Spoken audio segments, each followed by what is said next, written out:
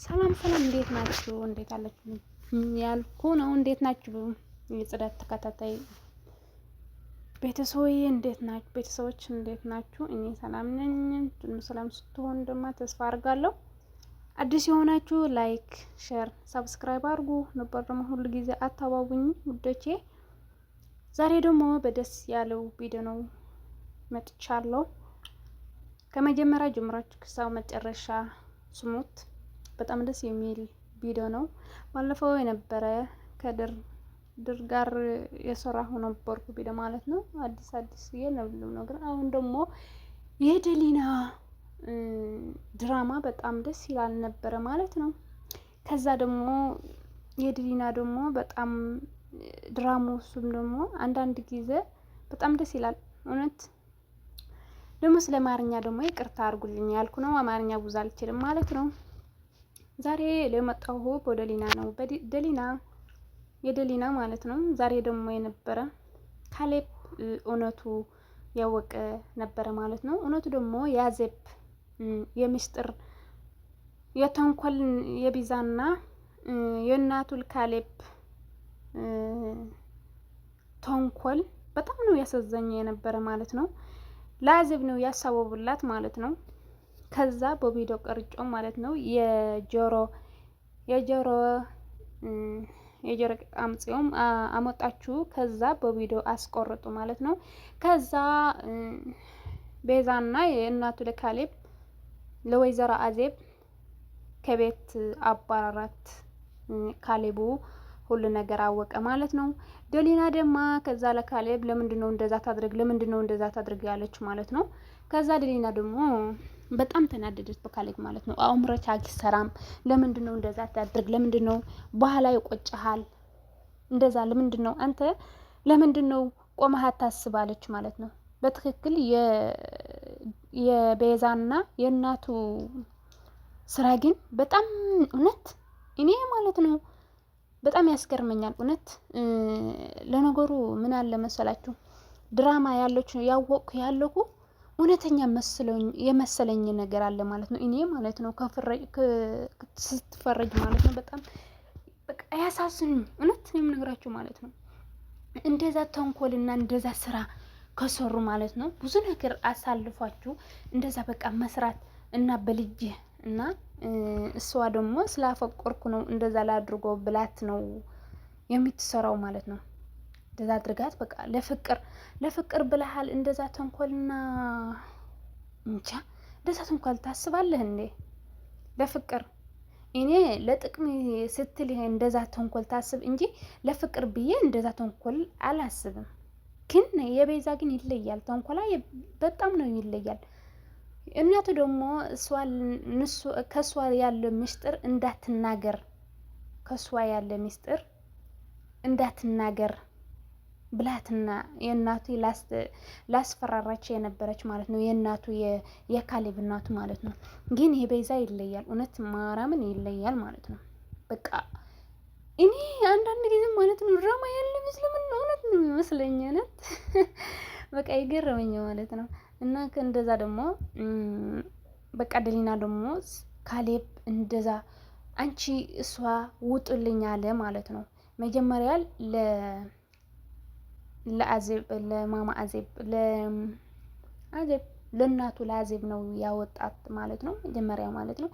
እሷ ደግሞ ወይዘሪት አዜብ ደግሞ የሆነ ነገር ስላሰበች በቃ እንደዛ ለምንድነው በልጄ ለምንድነው እንደዛ አድርኩ ያለች።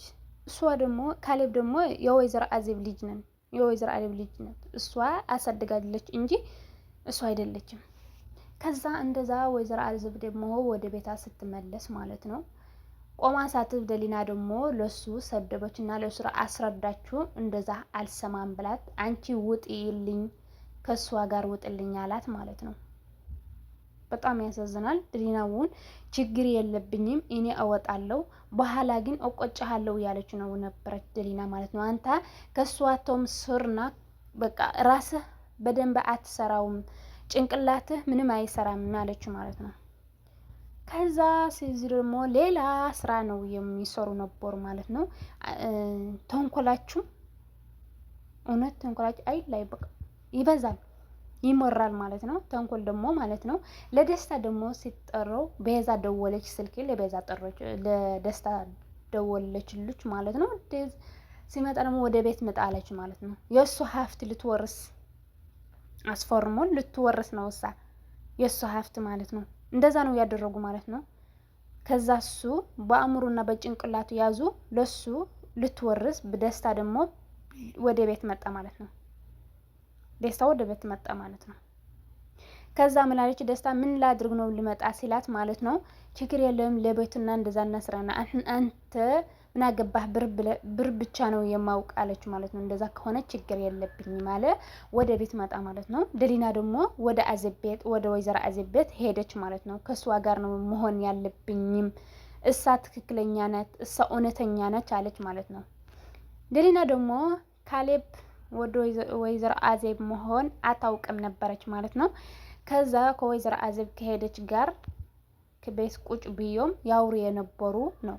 ካሌብ ልጄ ነው እንደዛ ነው ያሰደኩ እኔ ነው ያለቻት ማለት ነው።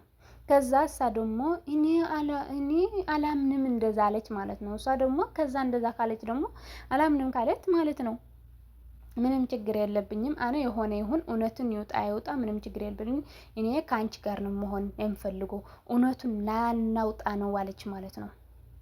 ችግር የለም እንደዛ አለት ማለት ነው። እሺ ጸገመ ያለ ማለት ነው። እሱን ደግሞ የእናቱ የካሌብና የቤዛ ግን ሌላ ስራና ሌላ ተንኮል ነው የሚሰሩ ማለት ነው።